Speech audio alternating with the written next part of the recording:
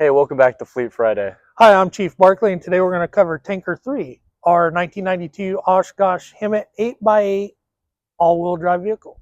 Inside the cab is a lot different than your normal fire truck, being that it's a former military vehicle and it's designed by Oshkosh. You have your normal dash layout like most commercial trucks do. You have a joystick for your front bumper monitor. All our trucks in Seward County are designed to be a one-man operation as far as the driver can go along the fire line and fight fire. So it kind of eliminates the need for a second person on the truck. Radio for communications, all the wonderful joys and switches in here to make the truck operate and do what it needs to do.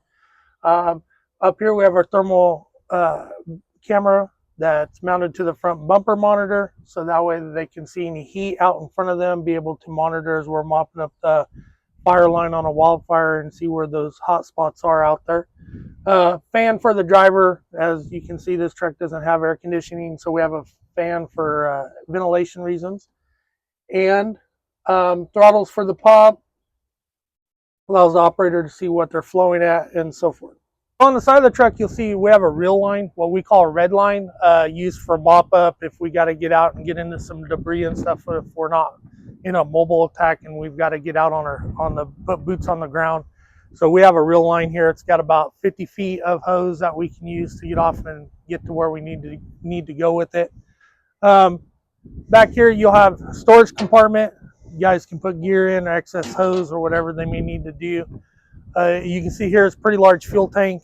Allows us to operate long term on the wildfire instead of having to come in and off. Kind of set up similar to your commercial semis fuel system.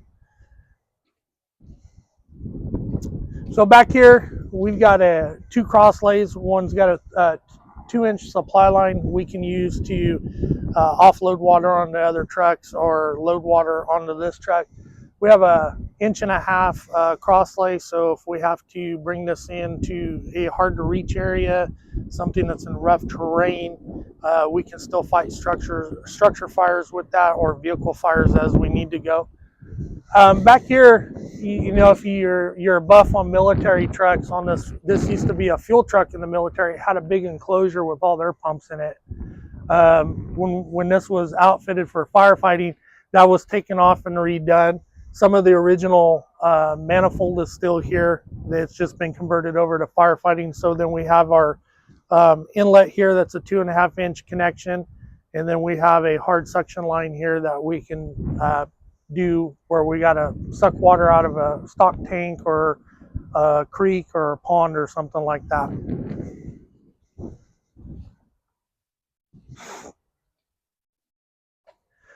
Not much to this truck, but on this side we got another storage compartment, and then we've got a massive winch on this truck. It's so we can winch this truck out if we get stuck, or we got to pull out one of our other trucks that gets stuck in the sandy conditions. We've actually is built in on this truck, and it's really a great little accessory to have.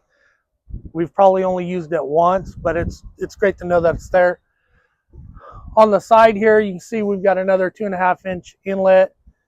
And then we've got our pump that flows water to our front bumper monitor and to our crosslay in the back on the side here. Overall, this truck is probably one of the longer trucks we have in the fleet. It's got both front wheels steer. So, you know, it's got kind of neat for us. It's got 8 wheels on it. The front 4 will turn, so that this truck do the length, can make those turns and do what we can do.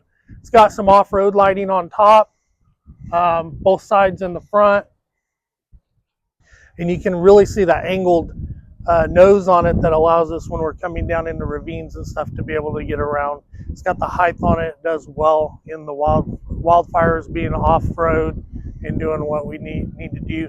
So for the department, we have 3 military trucks, this being the biggest one of them, and then we have 2 6x6s that we use. And so we have those trucks for the most extreme terrain in Seward County, as well as going to help our neighbors in some of those really kind of rugged off-road areas that they may have.